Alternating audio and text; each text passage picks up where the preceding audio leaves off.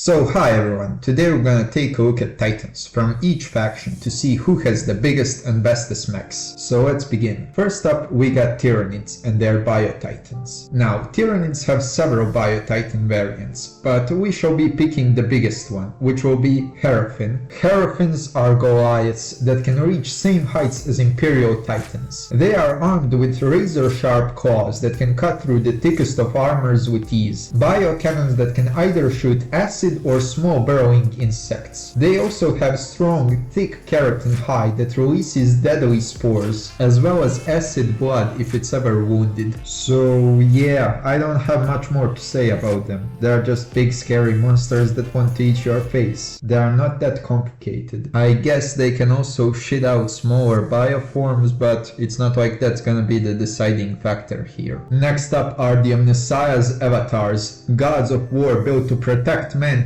machines that carry cathedrals on their back, standing in at the height of 60 meters. Bruh, fucking midgets. I don't know how Games Workshop accepts us to take them seriously when they give us these numbers. For fuck's sake, Statue of Liberty is 93 meters tall. How can I take a God of War title seriously when these bastards can get beat up by a New York woman? Anyway, at least their armaments are nice, consisting of, as a primary, arms, well quite literally arms, Hellstorm Cannon and a Plasma Annihilator. Hellstorm Cannon being a multi-barrel direct energy weapon when you just need to annihilate an army, and the Plasma Annihilator which you use to wipe out an entire city or crack the surface of the planet's crust. They are also shielded by a ridiculous amount of 12 void shields and a bunch of auxiliary weapons such as Apocalypse Missile Launcher, Gatling Blaster, Inferno Gun, Laser Blaster, Melta Cannon, etc. I ain't gonna explain what each of them does because it's pretty self-evident what a Laser Blaster does. The only downside to Emperor Titans is that they are excruciatingly slow and cumbersome, which means that if anyone gets behind them, they'll have a shit one trying to turn their Titan around. A Titan that doesn't have any trouble jumping around, yes, jumping, is Eldar Warlock Titan. Now, I could have picked a much weaker Titan, the Phantom, for Eldar, but I picked the strongest Titan for all the other races, so I gotta do it for pointy ears as well. A Warlock Titan is just a bunch of Eldar soulstones crammed into a mechanical greatbone body, and thus it's incredibly psychically powerful. So much so that it can see the future and knit the strings of time to achieve the best possible result for itself. Due to high degree of knitting professionalism, it's exclusively piloted by old Eldar Babushka soulstones. Don't look it up, it's canon. It also possesses a psychic lance as a weapon, which yada yada yada, incredibly strong psychic blast. It can also use its lance to shove it deep into its opponent's holes to reach their reactor cores before releasing a flow of white psychic energy inside of them. Okay, so the Tau are next, and they don't have a Titan, so I'm giving them the closest equivalent, which is meant a super heavy dropship. As the name would imply, it's a dropship. Its armaments are the twin heavy railguns, well, at least their main armaments. Now, Wiki states that Manta is comparable in strength to an Imperial Titan. Come on now, we all saw its fight with Warlord Titan. It got folded in like 5 seconds. At least now we know that it's the Tau fans that run the wiki. They are trying to protect the reputation of their boy. It ain't gonna work, we all saw the footage. Okay, it also has a burst cannon and a missile pod, which it uses against infantry and light armored targets.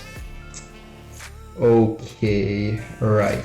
Let's go to the next faction, which are the Necrons that also don't have a Titan equivalent. So I decided to give them the closest thing in terms of power, which is the Ionic Orb, aka Mini Death Star. And Mini Death Star is an appropriate nickname considering it requires an entire star to be destroyed in order to be forged. It's the only weapon on this list that was created during the War in Heaven, so you can already guess its power potential. It's used by the Necrons to destroy the largest of Imperial Titans. It uses a nuclear fire of a star to not just destroy the target, but due to the heat and energy of the weapon, the crust of the planet itself. It's very hard to dodge such a weapon, and even if it misses you, if you are standing anywhere near it in this case meaning in a radius of dozens of kilometers, or dozens of 8,734 burgers for my American audience. Next up are the the Russians. Oh, okay, it's the orcs. And they're heaping piles of garbage with legs. I don't know why I thought that Gargans and Stompas moved on their tracks up until now. For Christ's sake, they are called Stompas. Turns out they move on tiny little legs. And they vary in size greatly, with largest of them being just shorter than the Emperor's. Which means that they are still shorter than the New York woman. But don't worry, I'm sure that she cares more about personality than height, little guy. Okay, so I don't know what more to say about Mega Gargans. They are just large triangular mechs, built out of garbage and spare parts. So each one is unique and they all have equally unique armaments, mostly consisting of thousands of small shootas and some larger guns of course. And when it comes to defense, almost none of them have shields. So they kinda screwed if they get hit with anything larger than a Lehman Russ. And even Lehman Russ has a good chance of going through. So with that said, let's rank them from weakest to strongest. In 6th place we got Orc Gargans. I don't think that it surprises anyone that a titan made out of scrap metal is gonna be in the last place. I can't justify putting it any higher because it just doesn't have the oomph to put any other titan or even Manta on its ass, as well as not having any shields for protection. Coming in at number 5 is Manta, and the reason is very similar to the Orc Gargans. Not enough oomph and no shields. Railguns do output large amounts of damage for a vehicle its size, but I struggle to believe that it would damage even a Bio Titan. And when it comes to Eldar and Imperial Titans, they just block it with their shields. Another Titan that doesn't have any shields is coming in at number 4,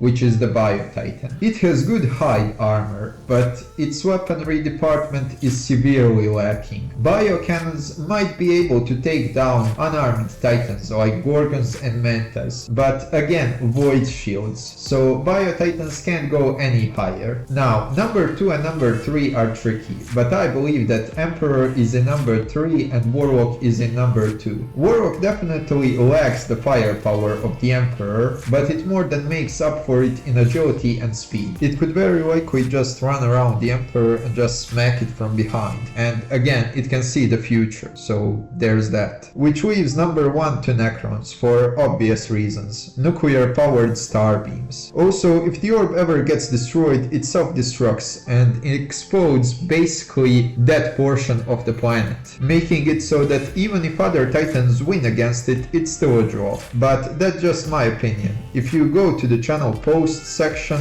you can vote on who you think would win. So that's it. If you like this video, smash like and subscribe, and I'll see you in the next one. So bye.